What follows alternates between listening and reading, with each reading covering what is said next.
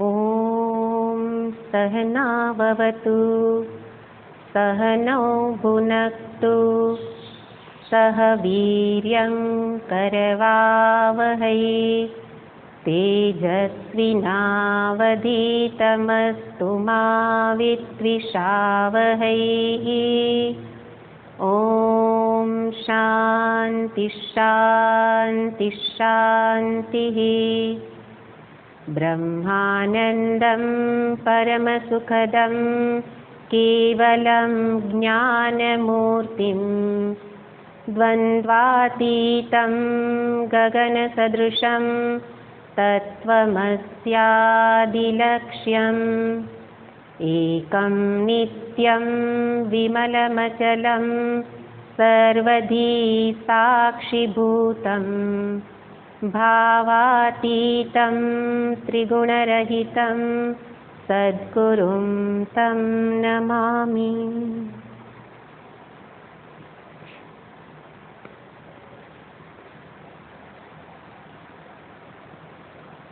महर्षिजी साधनानो क्रम दर्शावता धीरे धीरे साधकने યોગ્ય માર્ગે પ્રયાણ કરાવી રહેલા છે. જે સાધક સાધના માર્ગમાં અટકી ગયેલો છે, ભટકી ગયેલો છે, મોટાભાગના સાધકો આવા જ પ્રકારે છે કે જે ક્યાંક ને ક્યાંક અટકી ગયેલા છે. અટકી ગયેલા છે એટલે તો કે ભક્તિ કરતા હોય તો અંતિમ ભક્તિને જ માને છે, કર્મયોગ કરે છે તો સેવાને જ અંતિમ માને છે. આવા અટકી ગયેલા સાધકો અને બીજા ભટકી ગયેલા કે ત્યાં અટક્યા તો નથી, આગળ વધે છે, પણ માર્ગદર્શન વિના આગળ ચાલવાથી સાધનામાં ભટકી જવાય. અને એટલા માટે અહીંયા એક સરસ મજાનું માર્ગદર્શન આપે છે કે જેથી કરીને સાધક ભટકી ન જાય. તો એના માટે ક્રમિક રીતે આપણે આગળથી જોતા આવીએ છીએ. અને એ જે આગળ વધવાનું છે એની અંદર બહાર કાંઈ ચાલવાનું નથી, બહાર કાંઈ દોડવાનું નથી, બહાર અંતર કાપવાનું નથી, પણ જે કરવાનું છે એ અંતરમાં જ છે. એટલા માટે આ મનની સાધના કહેવાય. મનની સાધના છે એટલા માટે જે સાધના માટે મન એ સાધન છે, એ સાધનને જ ઠીક કરવાનું છે, યોગ્ય કરવાનું છે. શા માટે યોગ્ય કરવાનું? કારણ કે એ જ મનથી પરમાત્માની પ્રાપ્તિ સંભવ છે. મનસા એવ ઇદમ આપ્તવ્યમ. બીજી જગ્યામાં કહે છે કે મન વડે પ્રાપ્ત ન થાય. એનો અર્થ મન ત્યાં સુધી પહોંચે પણ આ ઈશ્વર એવું કહેતા કહેતા પોતાનું જ અસ્તિત્વ વિલીન થઈ જાય. એટલા માટે કે મન વડે પ્રાપ્ત ન થાય, પણ છતાંય સાધન મન જ છે. અને આ મનરૂપી સાધન એને યોગ્ય કરવા માટે એ મન જેમાં છે એ દેહને પણ યોગ્ય બનાવવું પડે. સ્થૂળ દેહ ત્યાંથી પ્રારંભ કરીને સાધનાનો પ્રારંભ થાય. કારણ કે મોટા ભાગના લોકો સ્થૂળ દેહથી આગળ વધતા જ નથી. સ્થૂળ દેહ દેહે પુષ્ટે અહમ પુષ્ટ. એને એટલે દેહને જ હું માને કે જે દેહ માત્ર જાગ્રતમાં જ દેખાય છે, એ સ્વપ્નમાં પણ નથી રહેતો, સુષુપ્તિમાં પણ નથી રહેતો, એવા દેહને સાચો માને છે. અને એવા દેહને લઈ અને જીવન પૂરું કરી દે. પણ આપણે જોઈએ છીએ કે હજી તો આગળ કેટલું કરવાનું બાકી છે. પણ એના માટે સ્થૂળ દેહથી ઉપર ઉઠવું પડે. એ દેહ હું નથી એવો ભાવ કરવો પડે. એવો વિચારથી એ આગળ કરાવશે બધું પ્રક્રિયા. અને એ સ્થૂળ દેહથી ઉપર ઉઠે ત્યારે અહંભાવ શેમાં થઈ જાય છે? પોતાના મનમાં.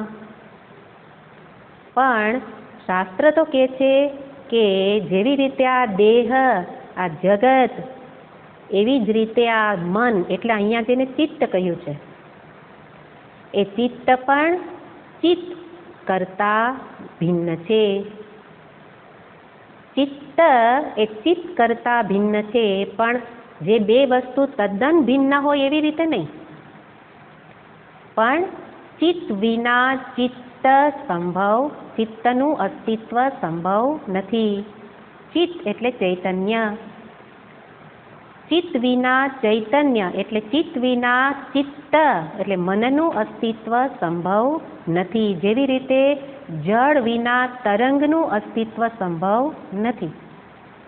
છતાં કેવું હોય તો કહી શકાય કે જળ કરતાં તરંગ ભિન્ન છે, એના આકારને આધારે, નામને આધારે. તો એવી રીતે મન પણ નામને, એના પ્રવૃત્તિને આધારે ચિત્ત કરતાં ભિન્ન છે. પણ એ ચિત્ત એટલે ચૈતન્યની એકદમ નજીક હોવાથી એ જાણે કે એ જ હું, એટલે કે એ જ અંતિમ બની જતું હોય, મન જ સત્ય બની જતું હોય. જેવી રીતે કોઈ વ્યક્તિ આંખમાં પેલા ચશ્મા પહેરતા હતા, હવે કોન્ટેક્ટ લેન્સ પહેરે, તો ચશ્મા તો જુદા દેખાય છે, આંખથી ચશ્મા જુદા છે. પણ જ્યારે લેન્સ પહેરવામાં આવે તો કોઈને ખબર ન પડે કે આને ચશ્માના નંબર હશે, કારણ કે આંખ સાથે એક થઈને રહેલા છે. એટલે ભ્રમ થાય કે આ જેને આંખ છે એની આંખો તેજસ્વી જ હશે, પણ લેન્સને કારણે, તો લેન્સ એકદમ નજીક છે. એવી રીતે આપણું મન એ ચિત્ત એટલે ચૈતન્યની એકદમ નજીક છે, કારણ કે મન સૂક્ષ્મ છે. વસ્તુ જેટલી સૂક્ષ્મ હોય એટલી નજીક હોય, એટલી વ્યાપક હોય. તો મન સૂક્ષ્મ છે, દેહ કેવો છે? સ્થૂળ છે. અને એટલા માટે સ્થૂળ દેહ હું નથી એ તો નિશ્ચય થઈ શકે, પણ આ મન હું નથી એવો નિશ્ચય કરવો ખૂબ કઠિન બની જાય છે.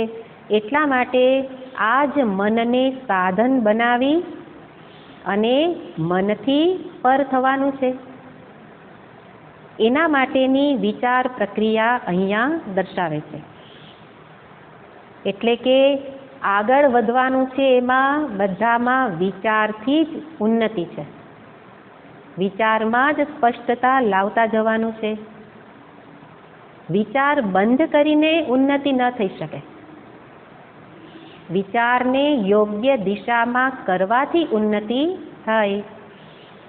અને એ રીતે ગયા વખતે જે આપણે એક યુક્તિપૂર્વકનો વિચાર કર્યો, ગયા વખતનો સત્સંગ એ ધારણ કરી લેવા જેવી વસ્તુ હતી. બધી વાતો એ મહાવાક્ય જેવી, કે બધું જીવનમાં ઉપયોગી હતું. કેવી રીતે વિચાર કરવાનો? તો હું બ્રહ્મ છું એવું કહેવાથી હું બ્રહ્મ એ સમજાય નહીં. હું કેવી રીતે બ્રહ્મ છું સમજાય નહીં. આપણી બુદ્ધિને કન્વિન્સ કરવી પડે, બુદ્ધિને દાખલા, દલીલ, યુક્તિ આપવી પડે. અને એટલા માટે યુક્તિપૂર્વકનો વિચાર કરવામાં આવ્યો. બે રીતે વિચાર કર્યો કે જે કંઈ આ હું દેખાય છે દેહાદી નહીં, અને દેહાદીના ધર્મ પણ મારા નથી. એ વિચારને વારંવાર વાગોળવાના. અને ત્યારે એ વિચારને વાગોળવાથી સમજાય કે કઈ રીતે હું બ્રહ્મ છું. એટલા માટે પ્રક્રિયા બતાવવામાં આવે કે પહેલાં આ પ્રક્રિયા જે દર્શાવે છે મહર્ષિજી, કે દ્રશ્યથી વારિત મન બનાવો. મનને દ્રશ્યથી વારિત એટલે કે હટાવો, મનમાંથી દ્રશ્ય હટાવો. દ્રશ્ય હટાવો એનો અર્થ જે કંઈ નામ રૂપ રૂપી દ્રશ્ય, એમાંથી મન જ્યારે પાછું વળે એવું જ મન ચિત્વ દર્શનમ કરોતી.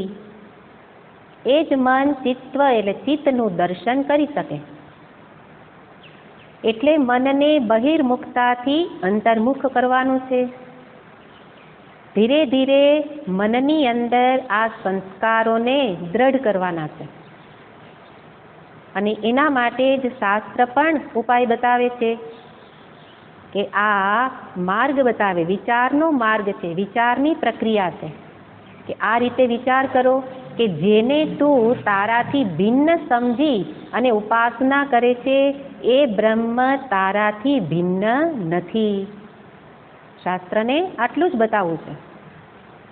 અત્યારે આપણે નવરાત્રિ ચાલતા હોય તો ભગવાનની માતાજીની પૂજા ઇત્યાદિ ખૂબ કરીએ, પણ જે અનાદિકાળથી કે વર્ષોથી જે રીતે કરતા આવ્યા હોય એ જ રીતે પૂજા ઇત્યાદિ તો એમ જ કરવાના હોય, પણ ધીરે ધીરે એની પાછળ વિચારને પણ જોડવાના હોય કે જેની પૂજા કરું છું એ ઉપાસ્ય, હું ઉપાસક. આ ઉપાસ્ય અને ઉપાસક એમાં ભેદ નથી. આ સમજીને પછી ઉપાસના હોય તો એ ઉપાસના મને એકત્વની સિદ્ધિમાં સાધન બની જાય. એટલા માટે કરવાનું બધું જ છે. જે કરતા હતા એ જ કરીએ. સવારના દીવો કરતા હતા તો સવારે જ દીવો કરાય. ભગવાન જેને પૂજતા હતા એ જ ભગવાનને પૂજાય. પછી કાંઈ બ્રહ્મની મૂર્તિ મુકાય નહીં, કારણ કે બ્રહ્મ તો નિર્ગુણ નિરાકાર છે. અને એટલા માટે બ્રહ્મને જાણવાથી મૂર્તિ હટાવાય નહીં. આપણે બેમાંથી એક કરતા હોઈએ, કાં મૂર્તિને જ પકડી લઈએ છીએ અને કાં તો મૂર્તિને હટાવી દઈએ છીએ. મંદિરમાંથી મૂર્તિ નીકળી જાય.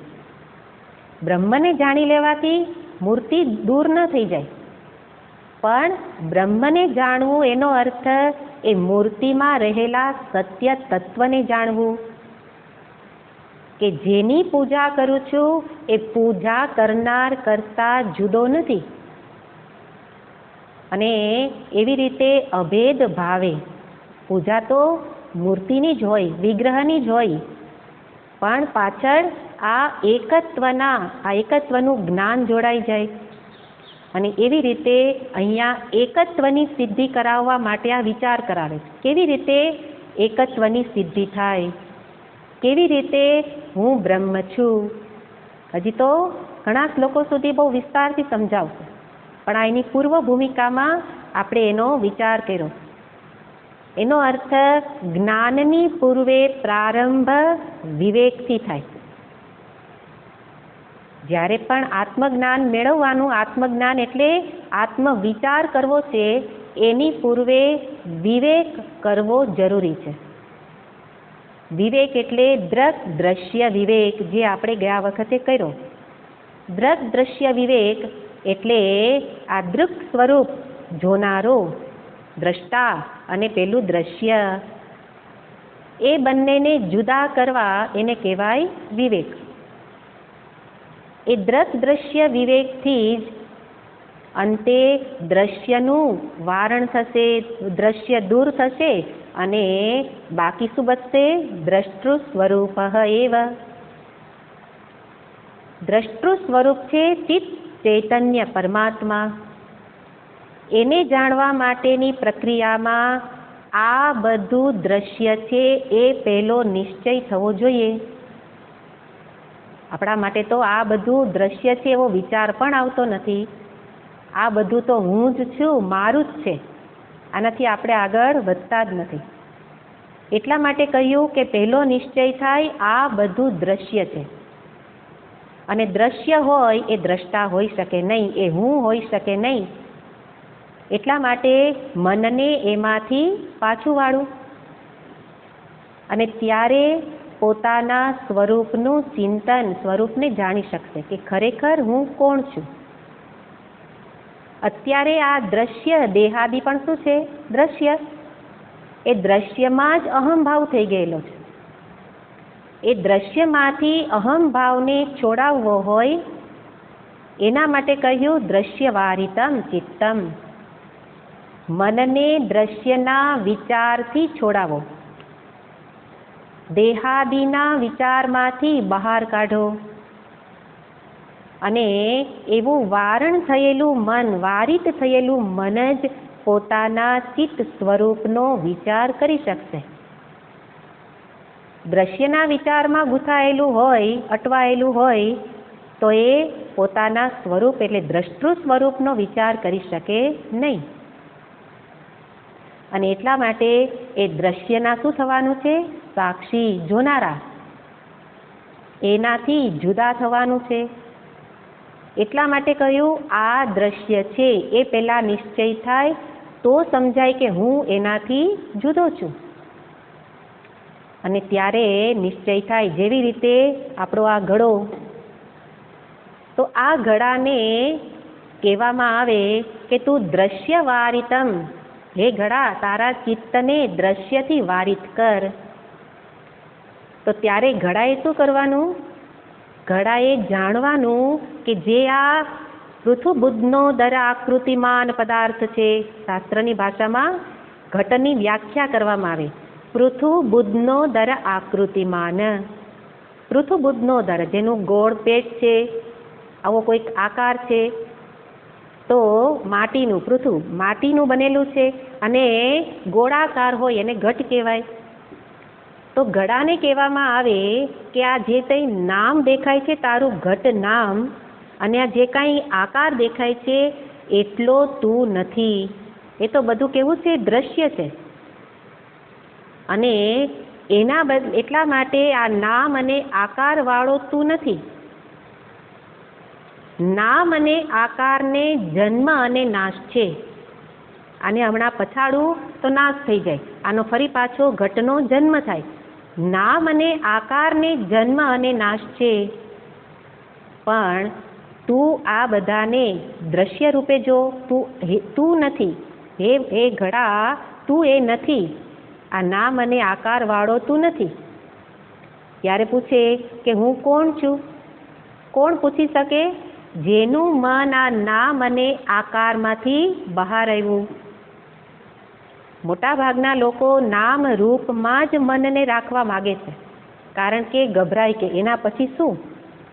તો તરત શાસ્ત્ર એને આધાર આપે કે નામ આકાર રૂપે તું નથી, પણ એમાં જે વ્યાપ્ત છે એ માટી રૂપે તું છે. એ માટી સત્ય છે. મૃત્તિકેત્યેવ સત્યમ. નામ અને આકાર સત્ય નથી. નામ આકાર તો કેવા છે? જન્મ મૃત્યુવાળા છે. માટે તું તારો નિશ્ચય કરી લે કે અહમ મૃણ માત્ર, હું માટી માત્ર છું. એવી જ રીતે આપણા જ મનને ઉપદેશ મનને જ આપવામાં આવે. આપણા જ મનને કહેવામાં આવે, હે મન, તું જેને આ નામ અને આકારવાળું સમજે છે એ બધું તો દ્રશ્ય કોટીમાં છે. ગયા વખતે વિસ્તારથી જોયું છે એટલે એને આપણે વિસ્તાર નહીં કરીએ. પણ નામ અને આકારવાળું છે એ બધું તો દ્રશ્ય છે. તું એ દ્રશ્યનો જોનારો દ્રષ્ટા છે. દ્રશ્યની અંદર નામ આકાર હોય ત્યાં બધા વિકાર પ્રાપ્ત થાય, પણ તારામાં કોઈ વિકાર નથી. તું કોણ છે? જેમ ઘડાને કહ્યું તું માટી માત્ર છે, એવી રીતે મને કહેવાય, શાસ્ત્ર કહે છે તું ચૈતન્ય માત્ર છે. ચૈતન્ય રૂપે તું સત્ય છે. ચૈતન્ય વિના તારા દેહાદિનું કોઈ અસ્તિત્વ નથી. જે બીજા પર આધારિત છે, આપણે એનો આધાર લઈને નીકળ્યા. દેહાદિ એ ચૈતન્ય પર આધારિત છે. ચૈતન્ય વિના આપણા સ્થૂળ દેહ મન કંઈ કરી ન શકે. અને એવા પરતંત્ર એવા દેહાદિને આપણે શું કરીએ છીએ? એને અધીન થઈને જીવન જીવીએ છીએ. અને એટલા માટે મને વિચાર કરાવે છે, આ રીતે વિચાર કર તો શું થશે? તો તારી આ દ્રશ્ય પાછળની દોડ બંધ થશે. આ વિચાર કરવાથી શું પરિણામ? અત્યારે જે દ્રશ્ય પાછળ આંધળી દોડ, શું કામ? એને જ સાચું માનીએ છીએ. પેલા સૂર્યના પ્રકાશમાં ચમકતા છીપલાને ચાંદી માની અને પછી દોડીએ. અને દોડવાથી ક્યારેય ચાંદી પ્રાપ્ત થાય નહીં.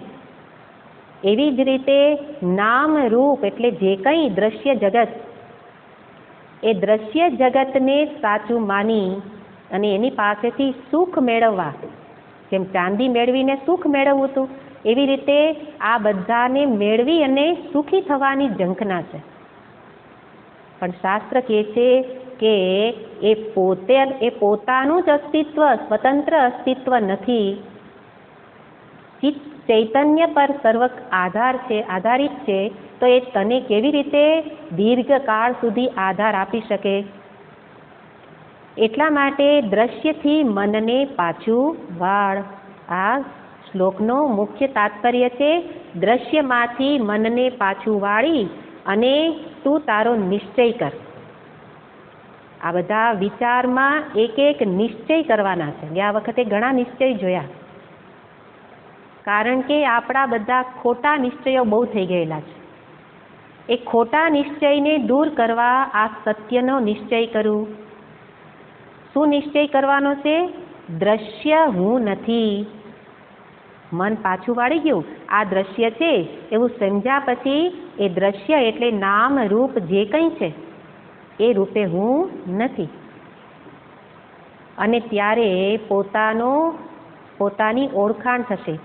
પહેલું ઓળખાણ શું થશે? અહમ સાક્ષી ચૈતન્ય સ્વરૂપ. જોનારાને શાસ્ત્રમાં શું કહેવાય? સાક્ષી ચૈતન્ય.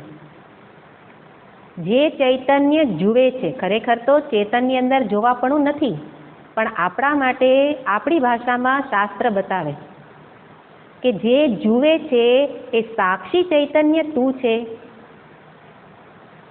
આ સાક્ષી ચૈતન્યને બતાવતા મહર્ષિજીએ વાર્તાલાપમાં કહેલું કે જ્યારે તમે સૂઈ જાઓ છો સુષુપ્તિમાં, સ્વપ્ન વિનાની ગાઢ નિદ્રા, એને કહેવાય સુષુપ્તિ.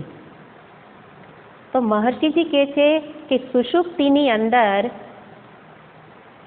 જ્યારે કંઈ રહેતું નથી, દેહ પણ શાંત થઈ ગયેલો છે, ઇન્દ્રિય અને મન પણ શાંત છે, લય પામી ગયેલા છે. એટલે જે કંઈ જગતનું જ્ઞાન મેળવનારા સાધન હતા એ તો બધા લય પામી ગયેલા છે. અને છતાંય ઉઠીને આપણે કહીએ છીએ મને તો એટલી ઊંઘ આવી ગઈ કે મને કંઈ ખબર જ ન પડી. તો મહર્ષિજી કહે છે કે જો જે મનથી બધું જણાતું હતું એ મન તો ત્યાં નથી, મન તો લય પામી ગયેલું છે, અને છતાંય ઉઠીને આ અનુભવ કહેતા હોઈએ એનો અર્થ ત્યારે કોઈક હાજર છે, અને એનું જ નામ છે સાક્ષી ચૈતન્ય. એ ચૈતન્ય હાજર છે, એ બધું કંઈ જુએ છે, અને ઉઠીને પછી એ શાંતિના અનુભવનું સ્મરણ મન કરે છે, કારણ કે મન હવે જાગૃત છે. પણ અનુભવ વખતે મન હાજર નહોતું, છતાં પણ અનુભવ થાય છે, એનો અર્થ ત્યાં સાક્ષી ચૈતન્ય. અને એને સાક્ષી ચૈતન્યને શાસ્ત્રની ભાષામાં કહેવાય ત્વમ પદાર્થ શોધન. હવે થોડું કઠિન લાગે તો જેટલું સમજાય એટલું ગ્રહણ કરવાનું, કારણ કે આગળ બધી સ્પષ્ટતા કરવાના જ છે.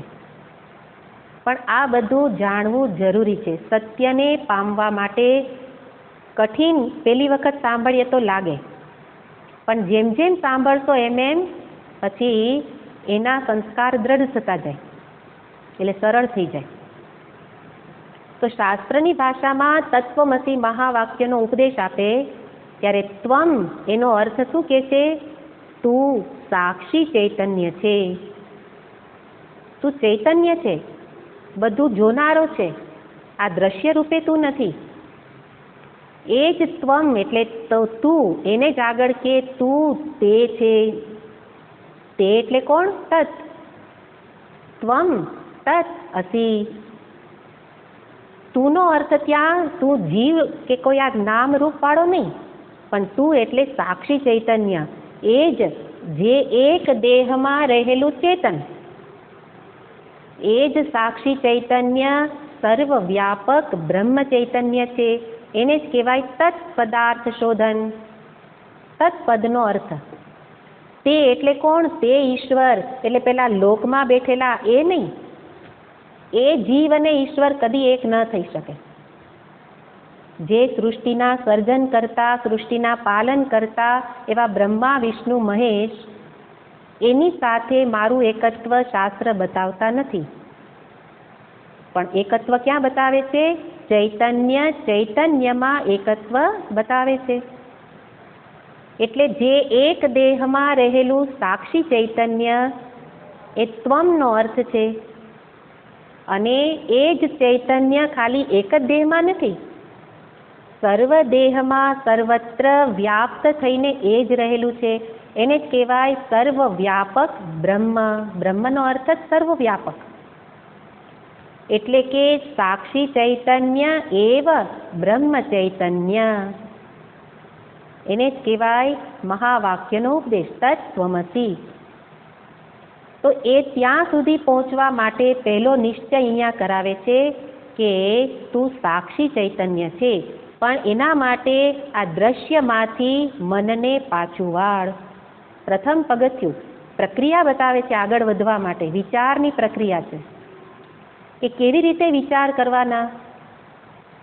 આપણે તો આપણા વિચારને જોઈએ કે આપણને પછી આ વિચાર કરતા જેને આવડી જાય ને એને પોતાની ઉપર જ હસવું આવે, અથવા તો ગ્લાનિ થાય, અથવા ક્ષોભ થાય કે અરે આવા નબળા વિચારને હીન કક્ષાના વિચાર કરતા હતા. ક્યારે ક્યાં ગયા હતા, શું ખાધું, ક્યાં વાતું કરીને, કોણે શું કીધું ને, તમને સાચવા કે નહીં, ન સાચવા તો શું ને, હવે આપણે આમ નહીં ને, હવે તેમ નહીં. આપણા વિચારને જોવાના, આવું જ કરીએ જ ને, આવું જ કરીએ જ.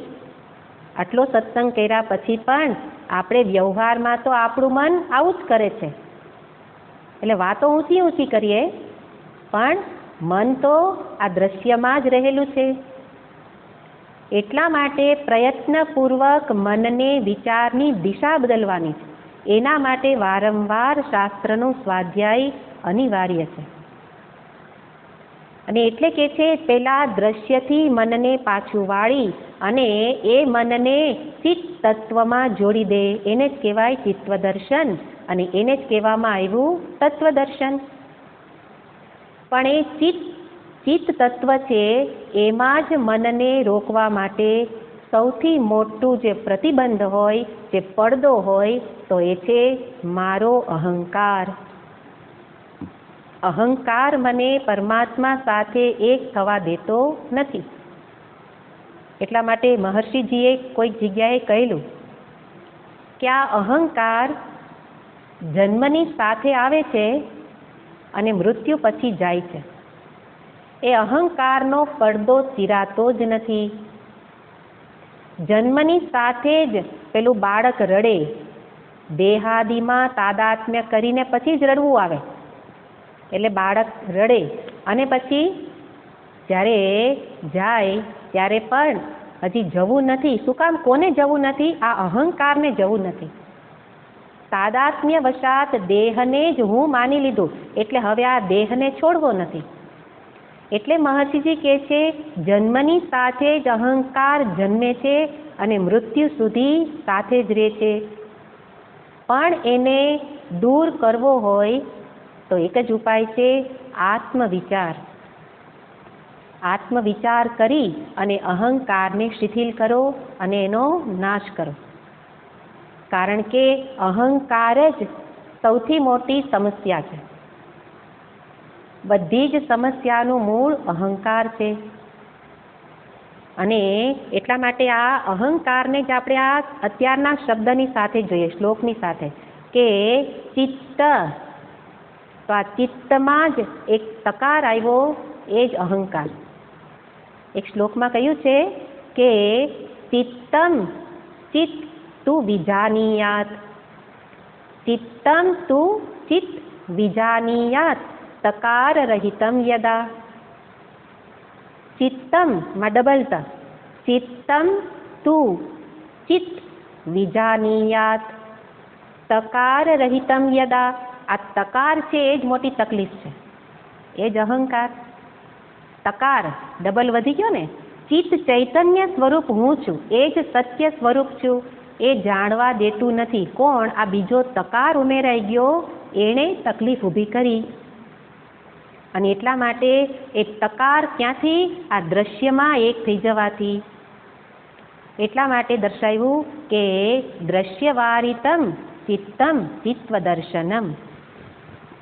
એવું દર્શાવી અને હવે આગળના શ્લોકમાં પ્રવેશ કરાવે છે કે જે શ્લોકથી લઈ 29મા શ્લોક સુધી જ્ઞાન યોગનું પ્રતિપાદન કરવામાં આવે છે.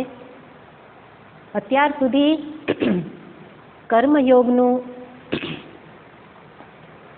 કર્મયોગ પછી ભક્તિયોગ દર્શાવવામાં આવ્યો. એના પછી યોગાભ્યાસની અંદર પ્રાણાયામ અભ્યાસ દર્શાવવામાં આવ્યો અને પ્રાણાયામ અભ્યાસથી મનોલય રૂપી ફળ દર્શાવવામાં આવ્યું. પણ એ મનોલય પ્રાણાયામ યોગાભ્યાસથી થશે, પણ મનોનાશ તો જ્ઞાનથી જ થશે એવું પણ દર્શાવ્યું. અને એટલા માટે હવે આ મનોનાશ રૂપી ફળ માટે જ્ઞાન પ્રાપ્તિ જરૂરી છે. કેમ મનોનાશ કરવાનો એ પણ આપણે આગળ જોઈ લીધું. તો એ રીતે મનોનાશ રૂપી ફળ માટે આત્મવિચાર કર્તવ્ય, એટલે હવે આત્મવિચાર કરવો જોઈએ. અને એટલે આ પૂર્વ ભૂમિકા રૂપે આત્મવિચારમાં પ્રવેશ કરાવવા માટે આ બધા શ્લોકો 2-3 શ્લોકો પૂર્વ ભૂમિકા રૂપે હતા. પણ હવે આ શ્લોકથી જ્ઞાન યોગ એટલે આત્મવિચારનો પ્રારંભ કરવામાં આવે છે. અને શ્લોકને બતાવતા કહે છે,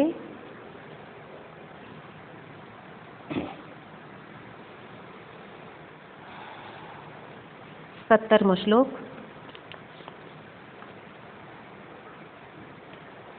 માનસં તુ કિમ માર્ગણે કૃતે નૈવ માનસં માર્ગ આર્જવાત. માનસં તુ કિમ માર્ગણે કૃતે નૈવ માનસં માર્ગ આર્જવાત. માનસં તુ કિમ માર્ગણે કૃતે નૈવ માનસં માર્ગ આર્જવાત. મહર્ષિજીના મતે આ માર્ગ કેવો છે? આર્જવ છે. આર્જવ એટલે સરળ છે. એટલે કે આ વિચાર માર્ગ સરળ છે. સરળ છે એના માટે વિચાર કરવાની પ્રક્રિયાનો પ્રારંભ કરાવે. કેવી રીતે વિચાર કરશો તો આ માર્ગ સરળ છે? તો કે છે માનસં તુ કિમ. માનસમ એટલે મન જેવું કંઈ છે ખરું? કારણ કે મહર્ષિજીની રીત છે પ્રશ્ન પૂછી અને પોતે જ પોતાને પ્રશ્ન પૂછી, એવી એમની પદ્ધતિ છે. એટલે કે છે માનસમ તુ કિમ, શું ખરેખર મન છે? માર્ગણે કૃતે, કૃતે એટલે કરવાથી, માર્ગણે, માર્ગણે એટલે માર્ગયતી, શોધ કરવી. શોધ કરવાથી એટલે આ પ્રશ્ન ઉપર વિચાર કરવાથી. અંતે માર્ગણે કૃતે એટલે એ પ્રશ્નનું સંશોધન કરવાથી જવાબ મળે છે નૈવ માનસમ, મન જેવું કંઈ નથી. અને એ રીતે આ માર્ગ એટલે આ શોધ એ સરળ છે. આત્મવિચારથી શોધ કરવાની છે. આ રીતે સંશોધન, બહાર તો બહુ સંશોધન કરીએ, બહાર તો બહુ પ્રશ્ન કરીએ, આ શું છે ને તે શું છે ને આખો દિવસ આપણે શું શું તો ચાલતું જ હોય. હવે એ પ્રશ્નનું સ્વરૂપ બદલી નાખવાનું. ને તો આપણે બેઠા હોઈએ, અત્યારે તો સત્સંગ ન હોય ત્યારે તમને ખબર હોય કે બેઠા હોઈએ તો આ પ્રશ્ન તો ચાલતા જ હોય, પણ પડોશી વિશે હોય, કાં તો કોઈક બીજી વ્યક્તિ વિશે, વસ્તુ, વ્યક્તિ, પરિસ્થિતિ, 3માંથી જ આ પ્રશ્ન પૂછાતો હોય. પણ હવે આ પ્રશ્ન પોતાના વિશે પૂછવાનો અને પછી એના ઉપર વિચાર કરવાનો. જાતે તો વિચાર નહીં આવડે, એટલા માટે આપણને મહર્ષિજી સ્વયં વિચાર કરાવે છે. તો આ શ્લોક એટલે કે વિચાર માર્ગનો પ્રારંભ શોધનથી થાય.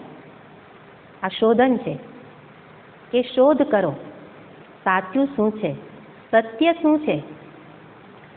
સંશોધન કર્યા વિના સ્વીકાર કરી લેવો નહીં.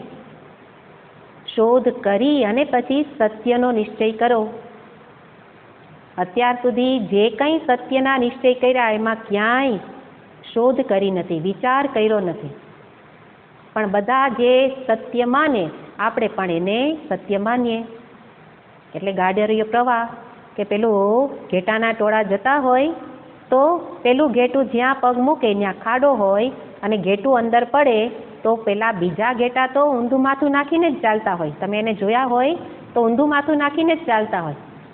અને એટલે પેલું એનું લીડર જ્યાં પગ મૂકે ત્યાં પછી બધા પગ મૂકે. ગાડરિયો પ્રવાહ. વિચાર વિનાનું આપણું આ જીવન છે.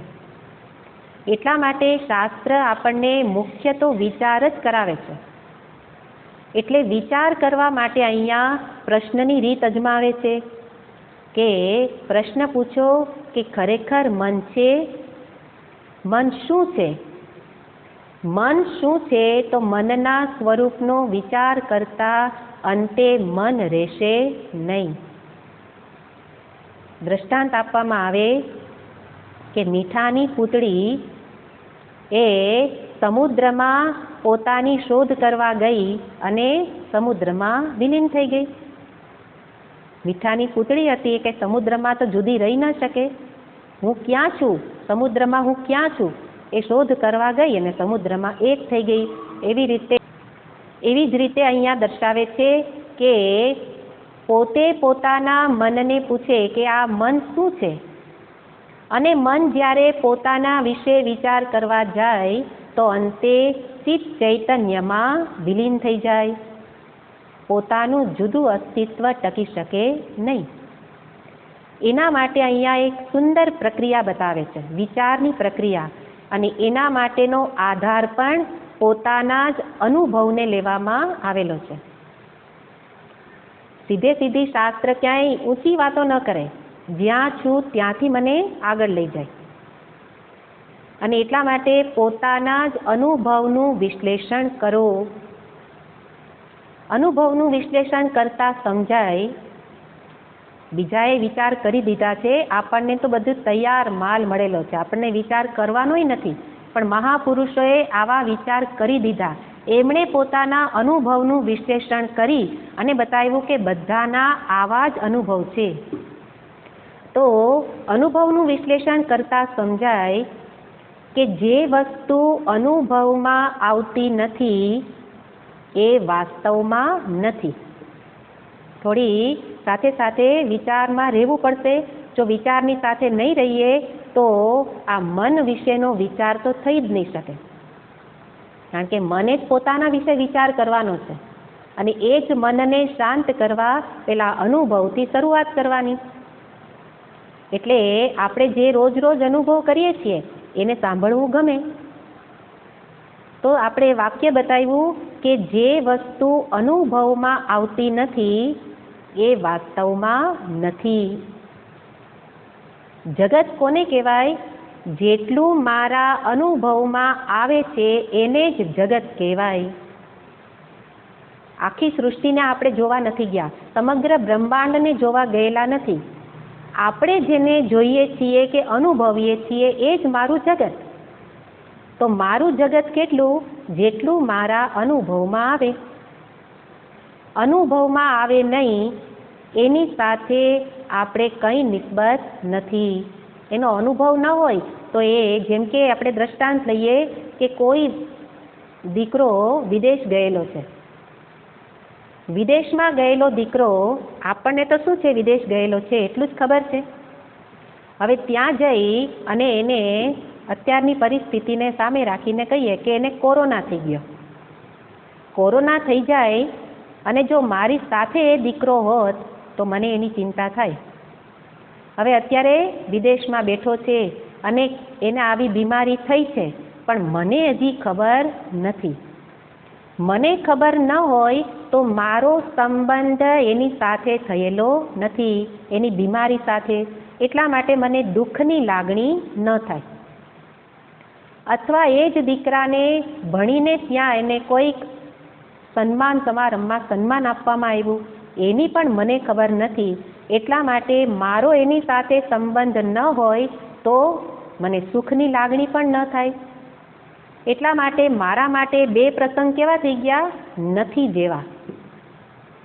કારણ કે મારા અનુભવમાં આવેલું નથી. અને અનુભવ કોણ કરે છે? મન. અનુભવ કરનારું મન છે. એટલે મનની સાથે જે સંબંધિત થાય એટલું જ જગત કહેવાય. મન સાથે સંબંધિત નથી એ નથી જેવું જ કહેવાય. એ નથી, જગત નથી. અત્યારે મોબાઈલ આપણી સામે છે, પણ ઘણા વર્ષો પહેલાં આપણા વડીલોએ મોબાઈલ જેવું કંઈ હોય એને ખબર નહોતી. એટલા માટે એના માટે મોબાઈલ કેવો? નથી. એવું કાંઈ હોય જ નહીં. અને હજી નવી શોધ થશે, થઈ ગયેલી છે, આપણા સુધી પહોંચી નથી, તો આપણા માટે નથી બરાબર છે. એટલે અહીંયા દર્શાવે છે કે જેટલું અનુભવમાં આવે એટલે કે મન સાથે સંબંધિત થાય એટલું જ છે કહેવાય. એના સિવાયનું બધું શું કહેવાય? નથી. એટલા માટે જગત એને જ કહેવાય જે વસ્તુ સાથે મન તદાકાર થાય, મન એનો અનુભવ કરે. અહીંયા ઘણી વસ્તુ પડી હોય પણ એમાંથી આ ચશ્મા પડેલા છે એની ઉપર મારું ધ્યાન નથી, તો મારા માટે ચશ્મા નથી સમાન છે. એનો અર્થ જાણવા માટે મનથી તદાકાર વૃત્તિ થવી જોઈએ. શાસ્ત્રની ભાષામાં એ વિચારને શું કહેવાય છે? વૃત્તિ. એની સાથેનો વિચાર, એને સંબંધિત વિચાર, એને કહેવાય વૃત્તિ. તો એ વૃત્તિને અહીંયા મહર્ષિજી બે વિભાગમાં વહેંચે છે. આપણે મહર્ષિજીની જ વાત કરીએ છીએ, બીજી કાંઈ આડે પાટે ચડ્યા નથી. પણ એમની ભાષાને સમજવા આ આગળની વાત સમજવી જોઈએ. નિશ્ચય શું કર્યો?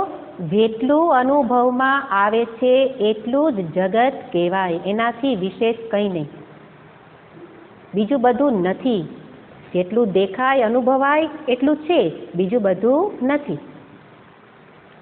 તો એ જે વૃત્તિ, એ વિચાર કે આ વસ્તુ મારા અનુભવમાં છે, એ વિચાર એ જગત છે અને એવો વિચાર નથી એટલે જગત નથી. તો એવા વિચાર કે વૃત્તિને મહર્ષિજી બે વિભાગમાં વહેંચે છે. એક છે ઇદમ આકાર, ઇદમ વૃત્તિ, અને બીજી છે અહમ વૃત્તિ. ઇદમ વૃત્તિ અને અહમ વૃત્તિ અહીંયા બતાવે છે મન વિશેનો વિચાર. એની પૂર્વે આપણે આ બે વૃત્તિને સમજવી પડે. ઇદમ વૃત્તિ એટલે જેને આ એ રૂપે હું સમજું છું. આ પુસ્તક, આ મોબાઈલ, આ ઘડિયાળ, આ પેમ્પલેટ, એ બધું જેને હું આ કહું એ બધામાં શું પાછળ કઈ વૃત્તિ કામ કરે છે? ઇદમ વૃત્તિ. એ ઇદમ વૃત્તિ એને અહીંયા બતાવવું છે અહમ વૃત્તિ વિના ઇદમ વૃત્તિ સંભવ નથી. ઇદમ વૃત્તિ એટલે આ કેવું હોય તો હું હાજર હોવો જોઈએ. હું ન હોઉં તો આ કહી શકાય નહીં. આ બધી જ વસ્તુને મેં આ રૂપે કહ્યું તો જ્યાં જ્યાં ઇદમ વૃત્તિ આવે ત્યાં ત્યાં એની પાછળ અહમ વૃત્તિ હોય જ. એટલા માટે જે આગળના શ્લોકમાં કહ્યું કે એ અહમ વૃત્તિને જાણવા માટે ઇદમ વૃત્તિથી પાછા વળો. દ્રશ્યવારિતમ, દ્રશ્ય એટલે ઇદમ, આથી પાછા વળો ત્યારે અહમનો વિચાર થઈ શકે. પણ આપણું મન ઇદમમાં જ ગૂંથાયેલું છે એટલે કહ્યું કે એનું વારણ કરો, એને પહેલાં દૂર કરો, હટાવો. ઇદમને આને હટાવો અને પછી અહમ વૃત્તિ પ્રગટ થશે, જણાશે કે ઇદમની પાછળ અહમ વૃત્તિ કાર્યરત હતી. તો એ અહમ વૃત્તિ એટલે હું, એને જાણવા માટે કે છે આ પ્રક્રિયા દર્શાવવામાં આવે છે. અને એનો પ્રારંભ ક્યાંથી કર્યો?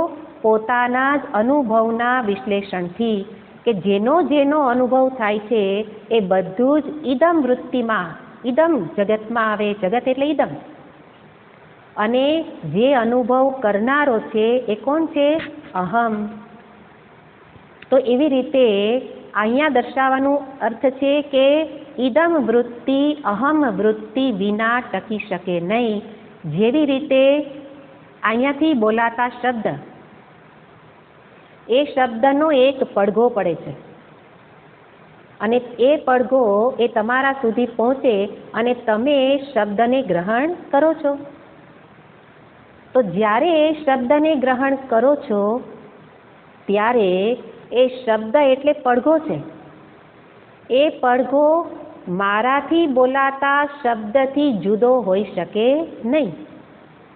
એટલે કે હું શબ્દ બોલું ત્યારે જ પડઘો સંભળાય, એ શબ્દનું ઉચ્ચારણ ન થાય તો પડઘો હોઈ શકે નહીં. એવી જ રીતે અહમ વૃત્તિ હોય તો જ ઇદમ વૃત્તિ ટકી શકે, આ કહી શકાય. પણ અહમ વૃત્તિ વિના ઇદમ વૃત્તિ સંભવ નથી.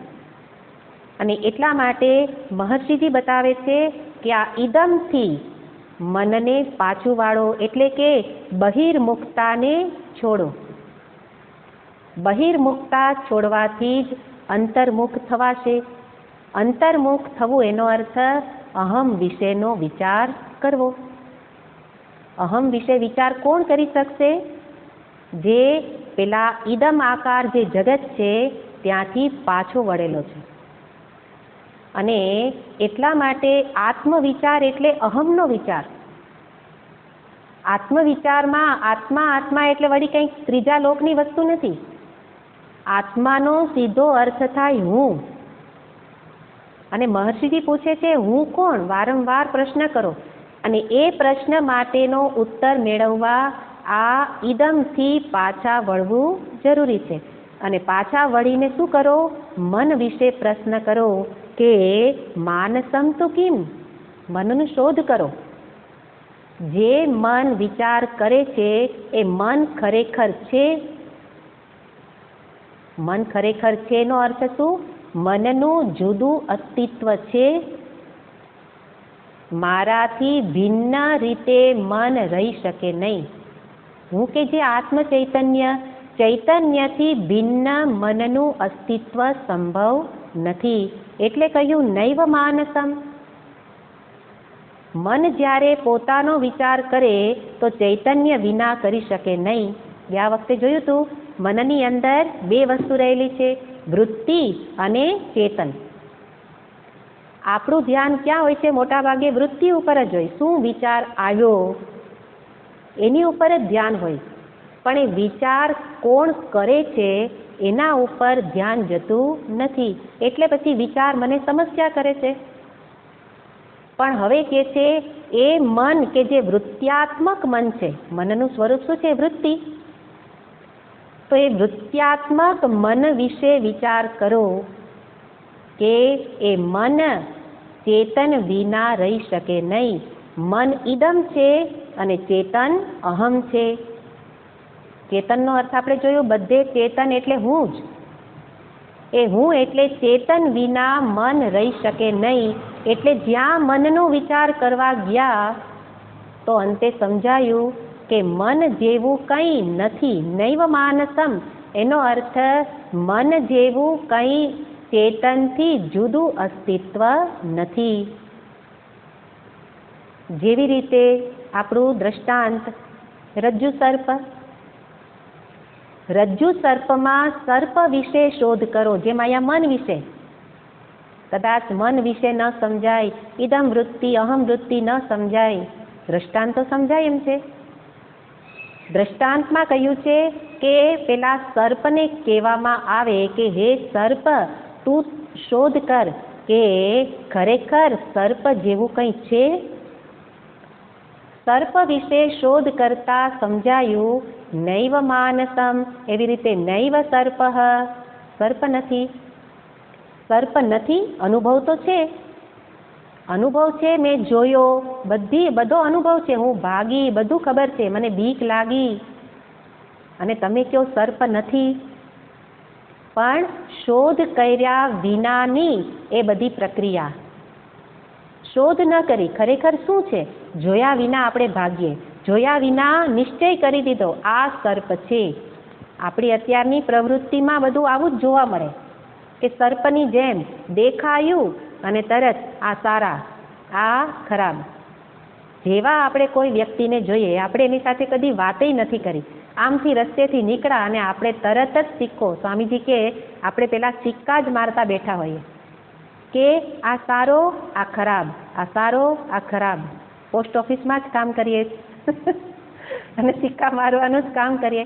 કેવી રીતે સિક્કા મારીએ છીએ? જાણ્યા વિના. આ આવો છે.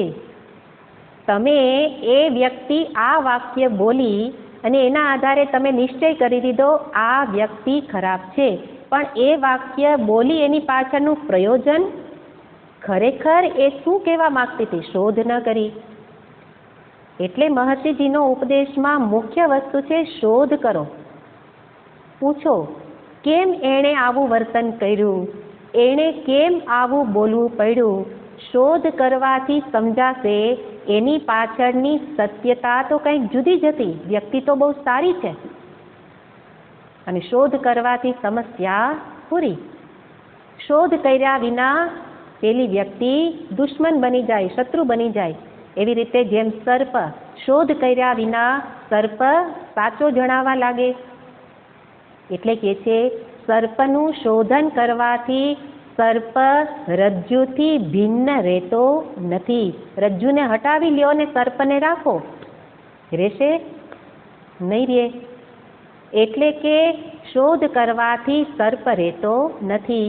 એવી જ રીતે મનનું શોધન કરવાથી મન ચૈતન્યથી જુદું રહી શકતું નથી. કહેવામાં આવે કે ચેતન ચેતનને કાઢી લ્યો, મન મનને રાખો. તમારું મન તમને સુપ્રત, તમે અમને ચેતન આપી દો, કે નહીં થાય. મનમાં ચેતન ન હોય તો વૃત્તિ ઉઠે નહીં. એટલા માટે મનના શોધન કરવાથી મન સ્વયં ચૈતન્ય સ્વરૂપ જ છે એવું ભાન થશે. અને એ રીતે મનના શોધનને અહીંયા દર્શાવે છે. અને મનનું શોધનનો અર્થ આગળની વસ્તુને યાદ રાખવાની કે આ આત્મવિચાર શેના માટે કરીએ છીએ? મનોનાશ માટે. હે ને? પ્રાણાયામ અભ્યાસ એટલે યોગાભ્યાસથી મનોલય રૂપી ફળ મળે. પૂર્વ ભૂમિકાનો જે શ્લોક હતો કે જેમાં યોગાભ્યાસથી મનોલય એટલે મન શાંત થઈ જાય, પણ ફરી પાછું મન જાગૃત થાય, ફરી પાછા એક સંસ્કાર ઉત્પન્ન થાય. પણ આપણે તો મનોનાશ એટલે અજ્ઞાનનો નાશ કરવો છે. અજ્ઞાનનો નાશ કરવા માટેની આ વિચાર પ્રક્રિયા છે. આત્મવિચાર અજ્ઞાનને નાશ કરે. અજ્ઞાન નાશ માટે, અજ્ઞાન નાશ એટલે મનોનાશ. તો મહર્ષિજીએ કોઈ જગ્યાએ કહેલું કે મનોનાશ માટે મનથી જ એનો વિચાર કરો, પણ મન અંતે બાકી બચે નહીં. મનથી જ મનોનાશ ન થઈ શકે. જેવી રીતે એમણે દ્રષ્ટાંત આપ્યું કે કોઈ ચોર, એને પોલીસ શોધે છે. હવે પેલા ચોર જ પોલીસ બની ગયો. ચોર પોતે પોલીસ બની ગયો અને પોતે ને પોતે ચોરને શોધવા નીકળો. અને પછી એ ચોર મળી જાય, પણ એનો કોઈ લાભ ન થાય. હું ચોર એવું તો કદી કહેવાનો છે જ નહીં. એવી જ રીતે આપણે આપણા મનને પણ બાકી રાખવું છે અને પછી મનોનાશ કરવો છે. પણ મનોનાશ કરવા જવાથી એ પેલા ચોર બનેલી પોલીસ જેવું કે મન જ પોતે પોલીસ બને અને પછી ચોરને શોધવા નીકળી, એવું અહીંયા સંભવ નહીં બને. એટલા માટે મનનો નાશ કરવા માટે મનને વિચાર કરાવી અને એને પરમાત્મા એટલે ચેતનથી એક છે એવું સમજાવવું પડે. અને એટલે આત્મવિચાર દ્વારા અહીંયા આ વસ્તુ બતાવી છે કે મનોનાશ કરવાનો ઉપાય કઈ રીતે છે, શું કરવાનું. શું કરવાનું એટલે અજ્ઞાન દૂર કરવા શું કરવાનું. અજ્ઞાન દૂર કરવા શોધ કરવાની. શોધ કરવા માટે પ્રશ્ન પૂછવાનો. પ્રશ્ન પૂછી એના ઉપર વિચાર કરવાનો. અને વિચાર કરતા અંતે મનનું ચૈતન્યથી ભિન્ન અસ્તિત્વ ટકે નહીં. મહર્ષિજી કહે છે માર્ગ આર્જવાત. આ વિચાર માર્ગ છે એ જ આર્જવ સરળ છે. બીજા કોઈ પણ ઉપાયથી મનોનાશ સંભવ નથી. એક વિચારથી જ સંભવ છે અને સરળ છે. પણ શાસ્ત્ર તો ખાલી સરળ ન કહે, આ વિચાર માર્ગને બતાવે સરળ પણ છે અને કઠિન પણ છે. સરળ છે એટલું જ કહેશું તો એને કેઝ્યુઅલી લઈ લઈએ, કે ગંભીરતાથી નહીં લઈએ અને પછી બધાય જેમ બ્રહ્મ બ્રહ્મ બોલવા માંડે એમ આપણે બોલવા માંડશું, કારણ કે સરળ છે. બોલવું તો સરળ જ છે. એટલે શાસ્ત્ર કહે કે સરળ તો છે પણ અનુભવમાં કરવા જાઓ તો કઠિન પણ છે. એટલે કે અનુભવનું વિશ્લેષણ કર્યા વિના આ માર્ગ કઠિન છે અને સીધે સીધું સમજવું હોય તો સરળ છે. રજ્જુ સર્પને સમજવામાં ક્યાં કાંઈ વાંધો છે? એવી રીતે ચેતન અધિષ્ઠાન વિના જગત સંભવ નથી, સમજવામાં ક્યાં વાંધો છે? પણ સરળ કહેવામાં આવે, મહર્ષિજી તો સરળ કહે છે કારણ કે એમની સ્થિતિને આધારે વાત કરે છે. એમની સ્થિતિ તો આ જ્ઞાનમાં નિષ્ઠ છે. પણ આપણા માટે બંને વસ્તુ સમજવાની. સરળ છે એવું એટલા માટે સમજવાનું જેથી કરીને વિચારને છોડી ન દઈએ. નહીં તો આપણે સમજીએ કે આ મને કાંઈ સમજાતું નથી, એના કરતાં મૂકી દઉં. એને કહેવામાં આવે ના ના સરળ છે, વિચાર કરો. કારણ કે વિચાર જ છોડી દેશે, આ પ્રકારનો વિચારથી જ ભાગે તો પછી ક્યારે પણ સત્ય સુધી પહોંચી જ નહીં શકે. એટલે કહેવામાં આવે માર્ગ સરળ છે. પણ સરળ છે એટલા માટે પ્રયત્ન નહીં કરીએ એવું નહીં. પ્રયત્ન પણ જરૂરી છે. પ્રયત્ન શું કરવાનો? નિરંતર પોતાના જ અનુભવ સાથે આ વિચારને લાવવાનો, અનુભવમાં જોવાનો, જીવનમાં લાવવા માટેનો આ પુરુષાર્થ કરવાનો. શું લાવવાનું શું છે? જે સંજ્ઞા એ સમજદારીને જીવનમાં જોવાની છે. જે જોયું હોય ઇદમ વૃત્તિ અહમ વૃત્તિ, આ બધું કદાચ કેટલાક સમજી ગયા હોય, કેટલાકને ન સમજાયું હોય. સમજવું ન સમજવું એનું અહીંયા કોઈ મહત્વ નથી. જેટલું સમજ્યા એટલું જીવનમાં કેટલું જોવાય છે એનું મહત્વ છે.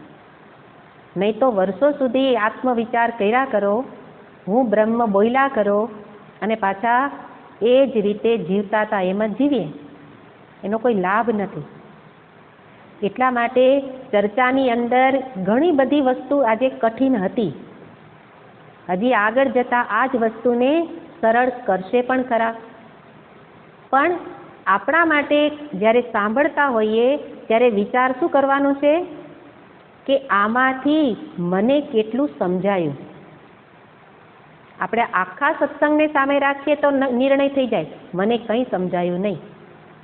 એને બદલે એમાંથી બે ચાર વસ્તુ તો સમજાઈ જ હોય, દ્રષ્ટાંત તો સમજાયા જ હોય, દ્રષ્ટાંતને યાદ કરું અને એના અધીન કેવી રીતે હું પરમાત્માથી અભેદ છું, અભિન્ન છું. અંતે તો આ જ નિશ્ચય છે કે એક અદ્વિતીય પરમાત્મા તત્વ જ છે, હું એનાથી જુદો નથી. આ જ સમજાવવું છે. એના જ માટે આ બધી પ્રક્રિયાનો આશ્રય લેવામાં આવે છે. આ વસ્તુને આપણે હજી આગળ વધારે સ્પષ્ટ કરશું. આ તો મહર્ષિજી કહે છે એટલા માટે એના શબ્દનો આપણે પ્રયોગ કરી અને સમજ્યા. હવે આપણી ભાષામાં કે આપણે આ વસ્તુને કેવી રીતે મન વિશે કેવી રીતે શોધન કરી શકાય, પણ એ વસ્તુને આપણે પછી જોઈશું.